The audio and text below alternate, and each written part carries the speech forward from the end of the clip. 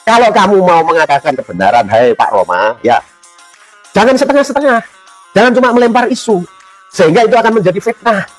Kamu sudah tua, nanti bisa su'ul khotimah kamu. Kalau begitu caramu, sebutkan namanya siapa. Ya, sumpah demi Allah, gitu. Sumpah yang benar, sumpah pakai Al-Quran. Nanti biar orang yang dituduh ini dia diberi kesempatan untuk membuktikan yang sebaliknya. Loh, Islam kan begitu. Dan apa yang pernah dialami Rhoma Irama sebenarnya haruslah menjadi pelajaran. Artinya dia pernah di-framing oleh Ning Umi Laila karena kelakuan daripada anaknya.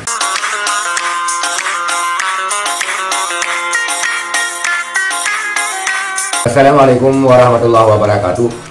Alhamdulillah saudara-saudara sekalian, berjumpa kembali pada channel ini. Dan pada kesempatan ini kita melihat dan mengekspos sebuah video daripada seorang bapak yang mengkritik tajam dan mengkritik tegas sumpahnya Rhoma Irama karena dianggap sebagai sumpah bohong. Dan lebih lanjut, Rhoma Irama yang katanya pada usia-usia yang sudah tua menebar fitnah karena dia memframing dengan tidak menghadirkan bukti yang sesungguhnya, hanyalah demi untuk memecah belah dan mengadu domba. Dia mengobrol sumpah. Kita lihat videonya. Hari-hari ini para mukimat tampaknya berseri-seri sewenang gara-gara didukung oleh sumpahnya Bang Haji Rhoma Irama. Jadi gini ya, orang yang terburu-buru percaya dengan pengakuannya Rhoma Irama, ya. Apakah itu ada kaitannya dengan penelitian internasional yang mengatakan bahwa rata-rata IQ orang Indonesia itu cuma 76 atau 78 di bawah normal. Kayak gini, sumpah Rhoma Irama ini, atau pengakuan lah, saya belum mengatakan sumpah juga, pengakuan Rhoma Irama ini itu mesti harus ditinjau paling tidak dari dua perspektif atau sudut pandang. Pertama, dari cara menilai kebenarannya. Yang kedua, dari sudut pandang kebijaksanaan dari si Rhoma Irama itu. Nah, sekarang saya ulas mengenai segi kebenaran. Jadi begini, kenapa Rhoma Irama itu ngotot berani bersumpah untuk meyakinkan audiens, untuk meyakinkan publik, gitu ya, bahwa memang benar seolah-olah ada seorang Habib pengurus Robitoh Alawiyah itu yang menghubungi dia tapi lewat telepon ya, bukan ketemu langsung, tapi lewat telepon. Jadi Rhoma Irama itu mau meyakinkan publik ya, seolah-olah bahwa benar-benar dia itu dihubungi oleh pengurus Robitoh Alawiyah ya, yang menawari status Habib kepada Rhoma Irama. Dan saya ngerti, saya bisa menduga, karena sekarang lagi di masa-masa sekarang itu Rhoma Irama itu memang lagi kecewa dengan para Habib itu, karena perseteruan pribadinya dengan, terutama dengan Habib Bahar Smith itu. Saya sama Habib Bahar Smith itu ya tidak begitu respect juga saya. Terlalu banyak keluar-keluar. Bu Wiro, saya itu apa? Kalian yang suka melabeli saya dongo zaman ya, apa antek Habib apa dan sebagainya, ya terserah lah. Wong saya bukan siapa-siapa. Kamu mau tuduh begitu ya sakarmu. Saya lanjutkan ya. Jadi Rhoma Irama ini indikasinya itu membawa emosi pribadi. Jadi ada perasaan tidak suka lah pada para Habib itu. Nah, jadi begini ya, Rhoma Irama kalau memang jantan, kalau memang jujur, sebut saja namanya. Pengurus Robitoh Alawiyah itu, Habib pengurus Robitoh Alawiyah yang menawari dia untuk menjadi Habib itu, siapa dia? Kenapa? Ini terkait dengan cara pembuktian. Apakah ini merupakan kebenaran atau bukan? Apakah omongan Rhoma Irama itu omong kosong atau bukan? Katakanlah Rhoma Irama bersumpah, tapi kalau sumpah yang beneran, ya sumpah di bawah Al-Quran begitu, jangan cuma wa Allah, tapi nggak disumpah beneran. Sumpah sebutkan nama siapa Habib itu. Kenapa? Karena di dalam hukum pembuktian, ya, Habib ini mempunyai hak untuk membuktikan yang sebaliknya dari tuduhan Rhoma Irama. Dengan apa Habib, orang yang dituduh atau Habib yang dituduh Rhoma Irama ini membuktikan? Bisa dengan saksi-saksi alibi. Misalnya Rhoma Irama mengatakan bahwa saya ditelepon Habib yang bersangkutan itu pada tanggal sekian, jam sekian. Lalu Rhoma Irama tunjukkan itu, record teleponnya itu. Entah itu dari telepon HP ya, atau telepon biasa itu, yang telepon Telkom itu. Ya. Buktikan itu. Kenapa? Karena yang namanya lewat telepon itu orang itu bisa mengaku-ngaku dan suara itu bisa dibuat menjadi sama. Loh, ya kalian kan sudah biasa. Banyak itu di medsos itu ya. Orang-orang atau anak-anak yang bisa menirukan suara Jokowi, bisa menirukan suara Rocky Gerung dan lain-lainnya itu. Nah kan gitu. Nah, orang yang dituduh oleh Rhoma Irama ini harus disebutkan oleh Rhoma Irama. Karena orang ini punya hak untuk menyangkal. Dengan bukti apa? Misalnya dengan bukti saksi-saksi alibi. Oh, saya tidak telepon Rhoma Irama pada waktu jam sekian, tanggal sekian, jam sekian. Oh, waktu itu saya lagi makan. Misalnya, saya lagi makan di restoran ini atau di rumah paman saya yang ini. Itu yang namanya penyangkalan dengan alibi. Yang itu harus dengan kesaksian yang bisa dipercaya. Kalau dia tidak punya alibi, paling tidak melakukan sumpah, ya, melakukan sumpah untuk menyangkal tuduhan Rhoma Irama itu. Nah, itu cara atau teknik mencari kebenaran, karena apa yang dikatakan Rhoma Irama itu cuma omongan yang tidak ada buktinya. Lah kalau cuma omongan tidak ada buktinya, terus orang saya berani angkat sumpah, sekarang itu sumpah palsu itu di mana-mana. Para pejabat itu banyak yang korupsi itu, mereka sumpah jabatannya palsu semua kan, itu yang korupsi, maksudnya yang korupsi itu semuanya kan sumpah jabatannya palsu. Ya. Di pengadilan itu yang namanya saksi bersumpah palsu ya banyak juga. Nah, bukan berarti saya akan menuduh bahwa Rhoma Irama itu sumpahnya palsu atau omongannya palsu, tapi dia harus membuktikan itu dan harus memberikan kesempatan kepada lawan bicaranya itu yang katanya dia lewat telepon itu. Itu yang pertama. Yang kedua di soal kebijaksanaan. Rhoma Irama ini tidak bijaksana. Kenapa? Karena dia menuduh Robitoh Alawiyah, ada pengurus Robitoh Alawiyah yang telepon dia tidak mau menyebutkan namanya.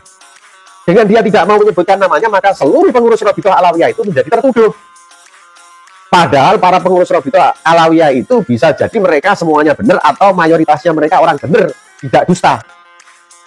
Karena Rhoma Irama tidak mau menyebut nama orang yang katanya menelpon dia itu. Nah, maka satu persatu pengurus Robitoh Alawiyah kan jadi dicurigai orang. Artinya apa? Omongannya Rhoma Irama itu, ya pura-pura sumpahnya dia atau sumpah benerannya dia itu menjadi fitnah di antara semua pengurus Robitoh Alawiyah. Padahal yang dia sebutkan itu cuma satu orang. Hanya sayangnya dia tidak bijaksana, tidak mau menyebutkan siapa namanya. Kalau kamu mau mengatakan kebenaran, hai Pak Rhoma, ya jangan setengah-setengah. Jangan cuma melempar isu. Sehingga itu akan menjadi fitnah. Kamu sudah tua. Nanti bisa su'ul khotimah kamu. Kalau begitu caramu. Sebutkan namanya siapa. Ya. Sumpah demi Allah. Gitu. Sumpah yang benar. Sumpah pakai Al-Quran. Nanti biar orang yang dituduh ini dia diberi kesempatan untuk membuktikan yang sebaliknya. Loh, Islam kan begitu. Kamu tidak bisa menuduh bayang-bayang. Ya. Lalu kemudian dengan menuduh ilusi atau bayang-bayang itu kemudian menjadi gosip, menjadi fitnah yang meluas. Nah itu Pak Rhoma yang bijaksana, karena Anda itu tokoh publik. Ya beda dengan saya. Kalau saya nggak ada yang kenal.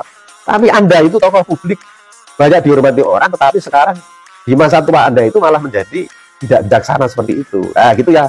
Saudara sekalian, Bapak ini yang mengaku dirinya hanyalah orang kecil, orang biasa, dan bukanlah orang yang benar seperti Haji Rhoma Irama.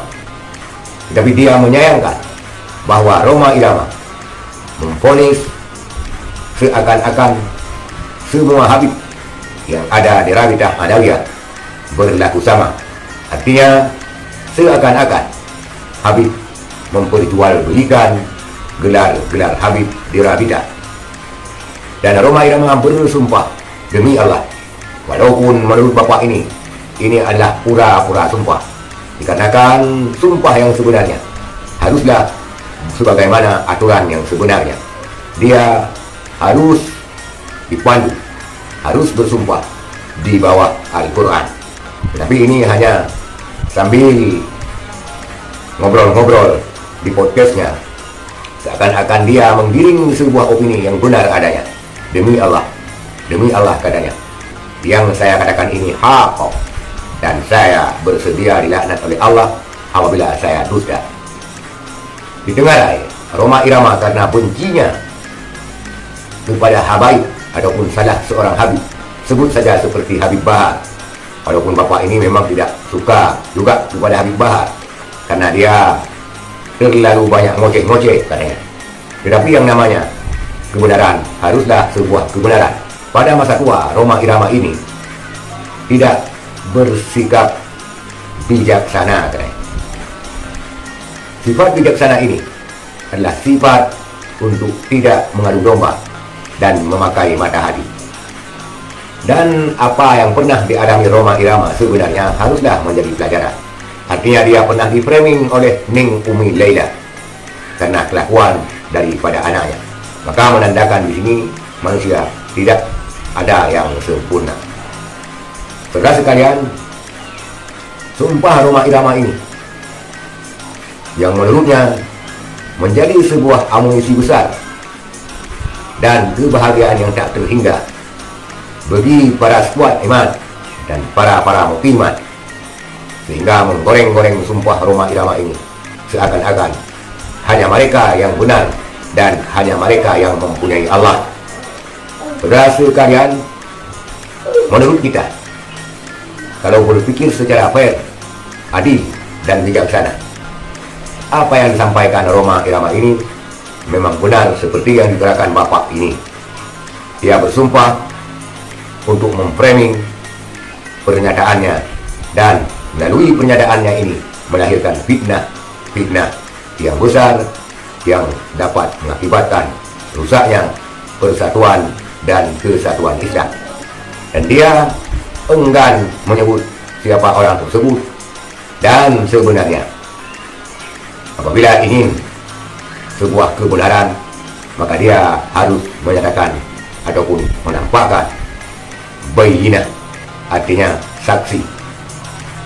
Dan apabila perlu, dia menyebutkan orangnya dan juga di mana alamatnya, sehingga tidak membawa dampak apa yang digerakkannya ini menjadi sumpah palsu, sehingga mengakibatkan citra buruk bagi dirinya di masa-masa usia senja sekarang ini.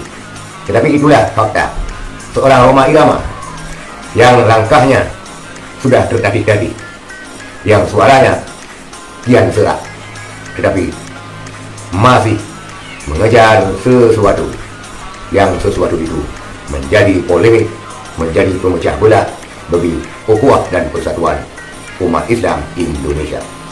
Sekian, terima kasih. Assalamualaikum warahmatullahi wabarakatuh.